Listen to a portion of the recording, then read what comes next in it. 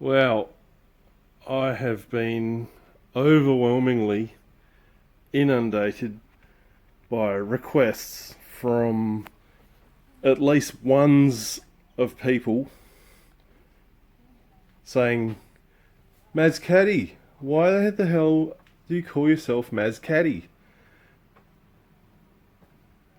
I've put on my YouTube channel because I'm a guy who loves his Mazdas, and his Ducati. I'm going to do a bit of an update on the Ducati. I'll do a video on that, just run you through that one day, but there's an older video of me getting it fired up for the first time in a few years. But yeah, since I was overwhelmed by requests by a person to go, hey, you seem to talk about Mazdas, but we've never seen a Mazda video on your channel, so I thought I'd better put a video up of my Mazda. So this is a 1984 Series 3 first gen. I'm building this car exactly how I want it to be able to take it to the track. The car is defected, so in order to get it back over, or get it registered, I'd have to take it over the pits. But yeah, when I got it, it was pretty much already gutted. The guy had plans to do it up, but I just took it to the next level because it's going to be a race car, so to speak. And I'm not talking a professional level, I'm just talking about a car that's built to my requirements to take to a track that would never pass roadworthy. Yeah, I've sort of continued taking the interior apart, even more so than the guy I got it from did. I've already taken the body deadener out. The dash will never go back in it because I don't want a dash. I'm just going to do a basic instrument panel. The steering wheel is temporary. Yeah, so as I mentioned, that is an FC steering column, and the reason that is an FC steering column is because this has got an FC subframe in it. Just come around here, we able to get a better look at it. Okay, it's not finished mounting yet. I actually have realised that I need to move the entire subframe back about another 30mm just to correct the caster. At the moment the wheels are sitting too far forward at the lowest point, so that factory bolt there is going to basically move back to about 30mm back, about there, and that'll correct the caster. I've got heaps of room between the bell housing and the firewall, as you can see in there. That's a Series 5 turbo box. It's a Series 4 turbo block with a Series 6 adapted top hat. What else have we got? I've done a V-mount. The intercooler, probably can't see, but there's a couple of factory captive nuts, I suppose you could say, under there. So where those grommets are on the opposite side, it's been adapted to sit under there, so we've got a nice flat intercooler with the radiator underneath, and they're all going to be getting nice fresh air through there. You can see the petrol tank in my front wheel, my bicycle, that's open air. That's that's the front here. That's the oil cooler. So basically everything is going to be getting nice, cool, fresh air straight through the front of this splitter. And I'll probably incorporate the air filter up in there somewhere as well. It's the Group C style, but it's slightly different. It didn't come from a Group C kit because it's got the wraparound here that comes around the front guard. The Group C kits are a little bit different, so I'm still undecided whether to run a Group C full kit on this or not. I actually really like the lines of this car. I mean, look at that. When you get the wheel fitment right and you've got that back guard full of tyre, that just looks really nice. I like it. But I also really like the Group C big body, big wheels. I think these are 17 by 8 with a 235 at the moment, and I haven't rolled the guards. I do have some spaces on these rims because they came off an FC. You'll probably notice a bit of an FC theme going on here with this. Apart from the FC subframe, FC steering rack. Actually, that's something I didn't show you. It's got a depowered FC rack. I did all that myself, so that's now a manual rack. Just learnt how to do that from another video on YouTube. While we're down the front end, replaced poly bushes in there and repainted the lower control arms. It's got some adjustable sway bar links so you can stiffen or loosen the sway bar. Hard race pillow bowl rod ends for the steering. They're not adjusted or anything yet, so they're sitting a bit funny.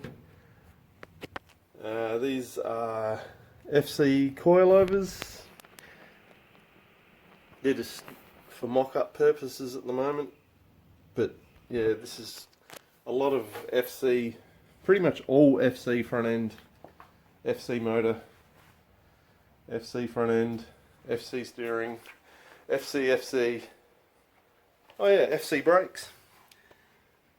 Can't really see in there. There's some nice rusty rotors in there, but this has got 4-pot turbo brakes.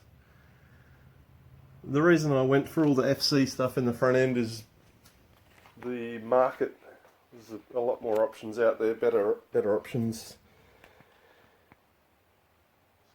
Got the camber adjustable strut tops, which, as I said, these struts are just temporary. They're for mock-up. So yeah, FC Rama. But then if we come back to the back end, this is where it gets interesting. They are FC coilovers, and everyone knows these cars knows they didn't come out with the ability to run a coilover like that. They were a separate spring and shock absorber, and that's also a slightly modified control arm for the 4-link. So you can see this big bar going across here. That's the boxes that I've designed. Cardboard template, cut it out, took it off to a metal shop, got them to fold it up, and then a fella I know who does some welding welded up this seam here. That's the only seam in the whole box. Everything else was folded. So they're nice and they're welded up nice and strong. They're cut out roughly for the wheel arches, but there'll be some fine tuning to get them into place. That's almost 3mm. Nice and strong. Another thing you're probably going to notice is there's a big hole in the floor. So come around this side. So we got 5-stud rear end. They are FD Rx7 rear calipers and FD discs.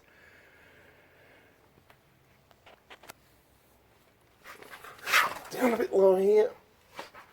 Okay, now you're going to start seeing where a lot of the modifications are. So that front pickup is the standard location for the 4-link, and I've custom made these chromoly links. These are fitted with hind joints and opposite threads left and right, so they're adjustable like a turnbuckle. And the reason I've done that is to be able to get my pinion angle correct. You can see up the top, there's another one there up the top. I suppose I should go into a bit more detail about what I'm doing in the back end here. Let me get in a better spot. Okay, I'm now under the car, and that's the big hole that we were looking at before. That's where the spare wheel used to be, the spare wheel well.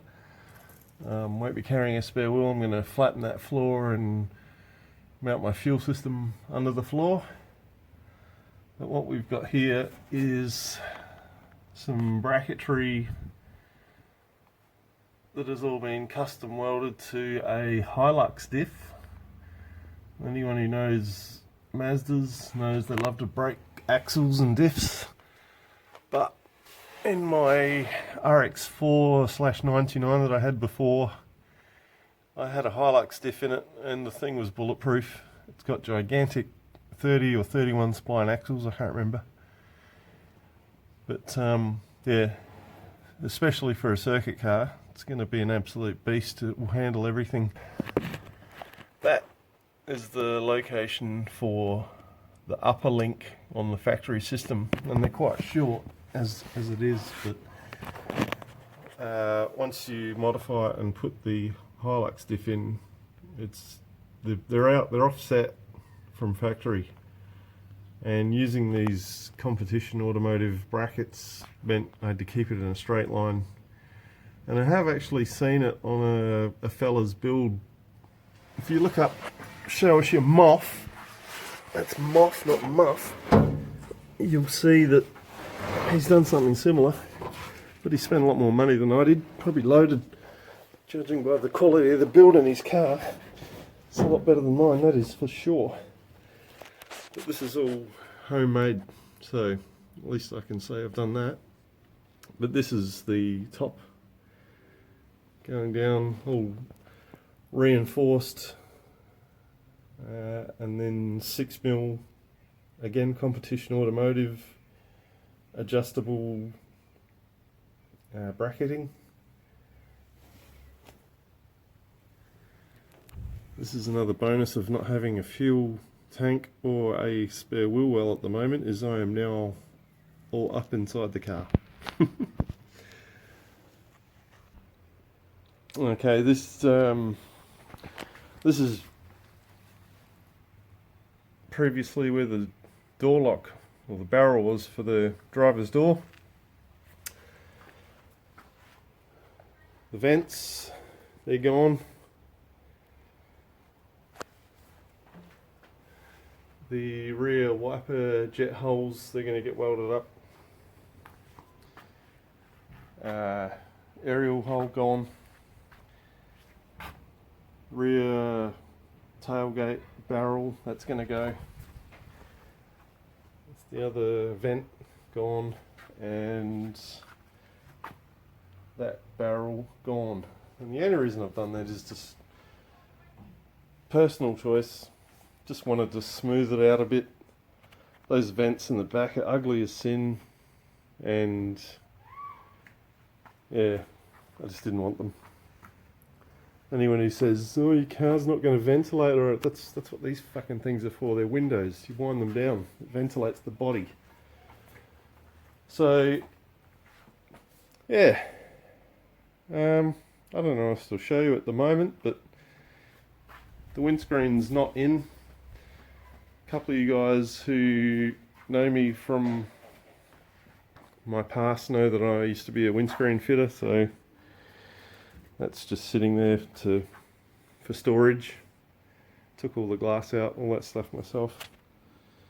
But besides a couple of welds, I've pretty much done all this myself in the shed, so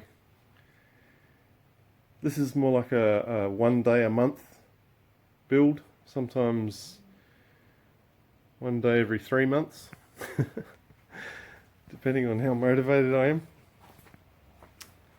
So yeah, pretty flash Momo steering wheel, that's genuine. That's about it. I suppose I should get some more work done on the thing and then do a little update video. But yeah, if there's anything you want to know, any questions you might have as to why the hell you did what you did, or why you're worried about door locks not being there when it's a track car, anything like that, then yeah, hit me up. I'm going to leave you with a lovely picture of that. Oh, look at that. Look at that ass. Just love the way that wheel sits in there. Alright guys, catch ya.